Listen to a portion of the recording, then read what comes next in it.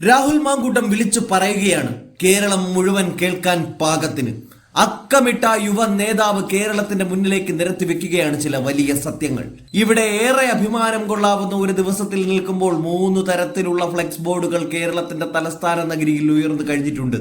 അതോരോന്നും ചൂണ്ടുപലകയിൽ നിർത്തിക്കൊണ്ടാണ് മാങ്കൂട്ടം കേരളക്കരയെ മുഴുവൻ സാക്ഷി നിർത്തിക്കൊണ്ട് ആ സത്യം വിളിച്ചു പറയുന്നത്. കഴിഞ്ഞ ദിവസം ഇതേ കാര്യത്തെക്കുറിച്ച് ഷാഫി പറമ്പിലും മാധ്യമങ്ങളോട് വെട്ടിത്തുറന്നു പറഞ്ഞതാണ്.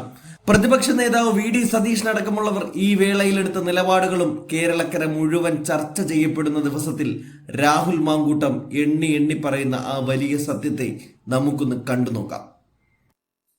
ഉമ്മൻചാണ്ടി സാർ ഒരു കല്ലിട്ടാൽ അതൊരു പദ്ധതിയാകുമോ? ഉമ്മൻചാണ്ടി സാർ ഇട്ട കല്ലുകൾ കൂട്ടിയിട്ടിട്ടാണ് ഹിമാലയം ഉണ്ടായതെന്ന് നിങ്ങൾ എത്ര പേർക്ക് അറിയാം? തുടങ്ങി നിരവധി തമാശകളാണ് ഉമ്മൻചാണ്ടി സാറിന്റെ പദ്ധതി ഉദ്ഘാടനങ്ങളുമായി ബന്ധപ്പെട്ട് കരച്ചിലുകളായി ഇടതുപക്ഷ പ്രൊഫൈലുകളിൽ നിന്ന് വന്നിട്ടുള്ളത്. ആ കരച്ചിലുകാരോട് സൂചിപ്പിക്കുന്നു, ഉമ്മൻചാണ്ടി സാർ അങ്ങനെ ഇട്ടൊരു കല്ലിലാണ് നാളെ കേരളത്തിന്റെ മുഖ്യമന്ത്രി ശ്രീ പിണറായി വിജയനും അദ്ദേഹത്തിന്റെ ഉറ്റ ചങ്ങാതി ഇന്ത്യയുടെ പ്രധാനമന്ത്രി നരേന്ദ്രമോദിയും ചേർന്ന് വിഴിഞ്ഞത്ത് ഉദ്ഘാടനം ചെയ്യുവാൻ പോകുന്നത്. വിഴിഞ്ഞം പദ്ധതി യാഥാർത്ഥ്യമാകുമ്പോൾ ഉമ്മൻചാണ്ടി സാർ വെറുതെ കല്ലിട്ട് പോവുകയാണോ ചെയ്തത്? ആ പദ്ധതി മാത്രം നോക്കാം. ഉമ്മൻചാണ്ടി സാർ കല്ലിടുന്നതിന് മുമ്പ് ആ പദ്ധതിയുമായി ബന്ധപ്പെട്ട് ഡീറ്റെയിൽഡ് പ്രോജക്ട് റിപ്പോർട്ട് ഉണ്ടാക്കിയത് ഉമ്മൻചാണ്ടി സാറിന്റെ ഗവൺമെന്റ് അല്ലേ? ആ പദ്ധതിയുമായി ബന്ധപ്പെട്ട് പാരിസ്ഥിതിക ആഘാത പഠനത്തിനുള്ള ടേംസ് ഓഫ് റെഫറൻസ് വെച്ചത് ആ സർക്കാരല്ലേ? ആ സർക്കാരിന്റെ കാലത്ത് തന്നെയല്ലേ പാരിസ്ഥിതിക ആഘാത പഠനം നടത്തിയത്? ആ സർക്കാർ തന്നെയല്ലേ പാരിസ്ഥിതിക ആഘാത പഠനം നടത്തി പാരിസ്ഥിതിക അനുവാദം നേടിയത്? ആ സർക്കാരിന്റെ കാലത്തല്ലേ ആർക്കിടെക്ചറൽ ഡിസൈൻ ഉണ്ടാക്കിയത്? ആ സർക്കാർ തന്നെയല്ലേ ഗ്ലോബൽ ടെൻഡർ ക്ഷണിച്ചത്?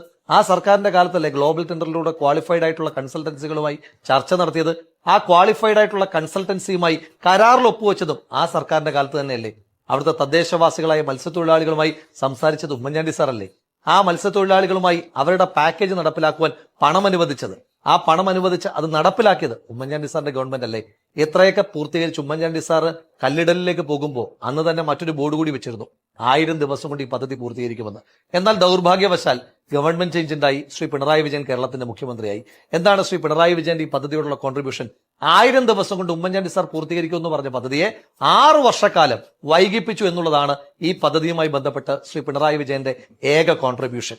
ഇപ്പോ PR ഏജൻസിക്കാരും ചില ഉദ്യോഗസ്ഥന്മാരും ഒക്കെ തള്ളിമറിക്കുന്നത് കേട്ടാൽ തോന്നും ശ്രീ പിണറായി വിജയൻ എല്ലാ ദിവസവും ഒരു ചട്ടി സിമന്റുമായിട്ട് വന്നിട്ട് വിഴിഞ്ഞം തുറമുഖം അങ്ങ് സ്വന്തമായിട്ട് നിർമ്മിച്ചെടുത്തതാണ്, മന്ത്രിമാരെല്ലാം കട്ട ചുമക്കുകയായിരുന്നു എന്ന്. അങ്ങനെയൊന്നും ഉണ്ടായിട്ടില്ല.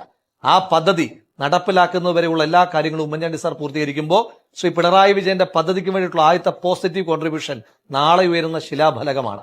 ആ ശിലാഫലകത്തിൽ ഉമ്മൻചാണ്ടി സാറിന്റെ പേരുണ്ടാകില്ല.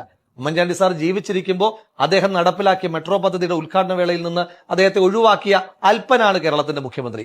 കേരളത്തിന്റെ മുഖ്യമന്ത്രി അല്പത്തരം വെടിയണമെന്നും കേരളത്തിന്റെ മുഖ്യമന്ത്രിക്ക് ഒരല്പം ഉളുപ്പുണ്ടാകണമെന്നും ആഗ്രഹിക്കുന്നത് കുതിരയ്ക്ക് കൊമ്പുണ്ടാകണമെന്ന് നമ്മൾ ആഗ്രഹിക്കുന്നത് പോലെ തന്നെ കൗതുകം നിറഞ്ഞൊരു ആഗ്രഹമാണ്. അതിലേക്ക് ഞാൻ കടക്കുന്നില്ല.